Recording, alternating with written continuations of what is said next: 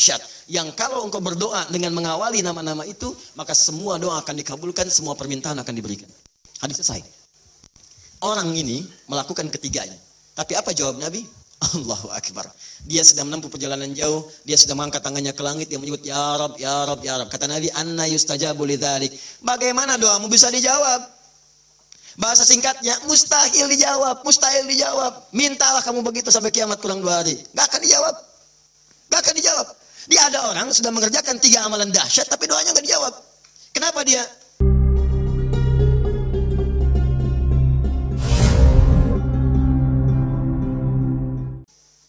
Qurannya ada, hadisnya ada. Bahkan Said Sabiq itu pernah menulis kitab Al-Aqaid Al-Islamiyah. Dalam bab Al-Asmaul Husna disebutkan hadis, hadisnya populer. Hampir kalimat-kalimat tauhid di kitab-kitab hadis ada hadis ini. Seorang setelah menunaikan salat kemudian berdoa kepada Allah Subhanahu wa taala di samping Nabi sallallahu alaihi wasallam. Dia berkata, "Allahumma ya Allahul Ahad. Ya Allahul Ahadus Samad, alladzi lam yalid wa lam yulad wa lam yakul lahu kufuwan ahad. Allahumma ighfirli." Dia sebelum mintanya Allahumma ighfirli, tapi sebelum minta didahului dengan Al-Asmaul Husna. Kata Nabi, "Atadri madza atad'u? Atadri madza da'ut?" Tahukah engkau bagaimana engkau baru saja berdoa? Allah wa Rasulullah alam, saya enggak tahu ya Rasulullah maksudnya apa. Kata Nabi, "Da'utallaha bi asma'il a'zam. Idza du'iya bihi ajaba wa idza su'ila biha a'ta." Engkau baru saja bermohon kepada Allah dengan menyebutkan nama-namanya yang paling dahsyat, yang kalau engkau berdoa dengan mengawali nama-nama itu, maka semua doa akan dikabulkan, semua permintaan akan diberikan. Hadis selesai. Orang ini melakukan ketiganya. Tapi apa jawab Nabi? Allahu Akbar. Dia sedang menempuh perjalanan jauh, dia sudah mengangkat tangannya ke langit, dia menyebut ya Rab, ya Rab, ya Rab. Kata Nabi, anna yustajabu lidzalik. Bagaimana doamu bisa dijawab? Bahasa singkatnya, mustahil dijawab, mustahil dijawab. Mintalah kamu begitu sampai kiamat kurang 2 hari. Gak akan dijawab. Gak akan dijawab. Dia ada orang sudah mengerjakan 3 amalan dahsyat, tapi doanya gak dijawab. Kenapa dia? Allahu Akbar. Famat'amu haramun. Karena yang biasa dia makan haram. Mashrabu haramun, minumannya haram. Malbasu haramun, pakaiannya haram. Wa ghudhiya biharamin, dan sumber kehidupannya haram. Maka jadilah yang haram itu seperti sekat seperti ini. Nutuplah cawan doanya. Semakin banyak kumpul, jadilah sekatnya makin kuat begini. Jadi bukan Allah nggak ngabulkan, mau dikabulkan susah, mental terus tuh, mental. Karena masih tertutup dengan yang haram. Maka dari itu, kalau Anda banyak berdoa, padahal doa itu maslahat untuk Anda. Secara umum seharusnya dikabulkan secara umum. Tapi tiba-tiba kok aneh gitu. Enggak lagi. Coba lihat, mungkin ada sekat dalam diri Anda. Mungkin ada maksiat, ada yang haram pernah dikerjakan. Buka dulu, buka cawannya. Keluarkan yang haramnya. Buka. Bagaimana membuka itu? Inilah yang tadi kita contohkan dengan ayat-ayat tadi. Tidak ada manusia yang sempurna. Yang sempurna makhluk diciptakan. Makhluk yang sempurna itu cuma malaikat. Tidak ada manusia yang sempurna. Sepanjang kita manusia pasti pernah berbuat salah. Tapi mungkin kesalahan itu menjadi penutup dari keinginan yang ingin kita mohonkan kepada Allah. Maka caranya adalah buka dulu ini nih. Buka dulu sekatnya. Tidak ada yang sempurna. Makanya Nabi Adam ketika kemudian ditempatkan di surga. Surga ujian ya, bukan surga yang akan kita tempati. Dari mana dalilnya Ustaz? Karena di surga nanti kita itu sudah nggak ada ibadah lagi. Gak ada ibadah, gak ada yang salat lagi, gak ada yang puasa lagi, cukup di dunia aja. Di akhirat tinggal mendapatkan hasilnya. Kita panen nanti. Ya jangan terlampau soleh, cita-cita di surga supaya bisa sholat tahajud. Allah, terlampau soleh. Udah tahajud di dunia aja, nyampe sana tinggal nikmati.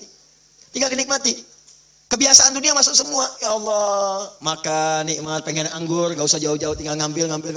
Masya Allah. Ustaz merokok boleh nggak? Silakan, ambil apinya di neraka. Ya.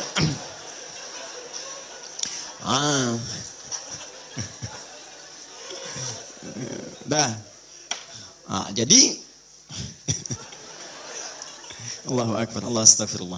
Jadi teman-teman sekalian, ke situ kemudian turun ke bumi, jadi ujian. Digodalah oleh setan. Fawaswasalahum syaitan, digoda oleh setan. Singkatnya ketika digoda itu, kemudian godaan itulah yang menjauhkan Nabi Adam dan pasangannya dengan Allah Subhanahu wa taala. Turunlah terpeleset turun ke bumi. Singkatnya jadi pelajaran itu. Perhatikan baik-baik. Ini yang mau saya sampaikan.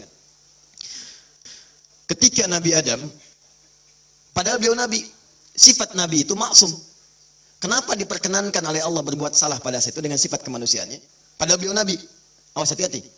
Ternyata bukan karena sifat kenabiannya, tapi sebagai contoh bagi anak cucunya yang bukan nabi, yang tidak punya sifat maksum.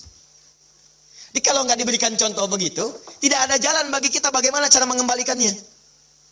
Makanya dibuat kisah dalam Al-Quran itu, disampaikan, bukan dibuat kisah, kisahnya ada, disampaikan ke kita.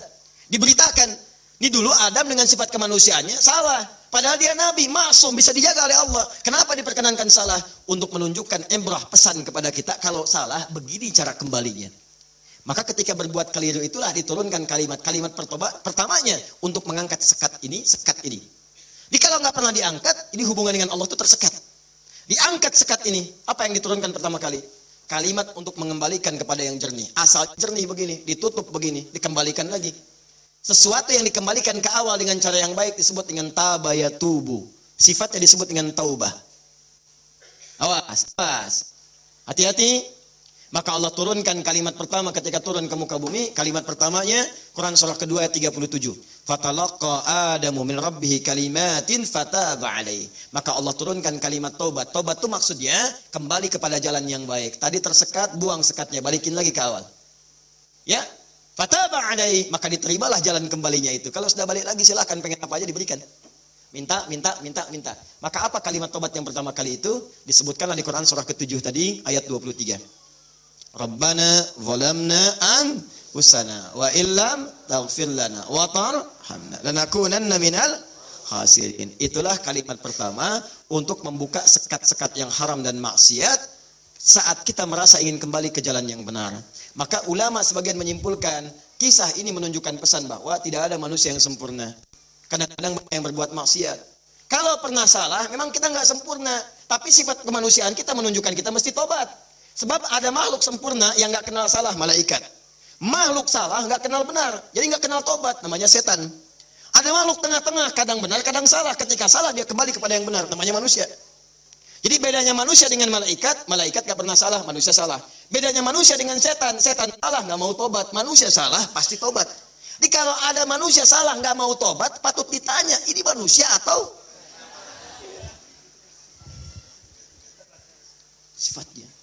Jadi kita mesti tanyakan, lihat di cermin. Kalau Anda pernah punya salah, pasang cermin yang besar, tanya, kamu ini manusia apa setan? Manusia, setan. Manusia, setan. Saya manusia. Saya mesti tobat. Kamu kalau nggak tobat sekarang, wafat kamu. Tuliskan. Nggak tobat, wafat.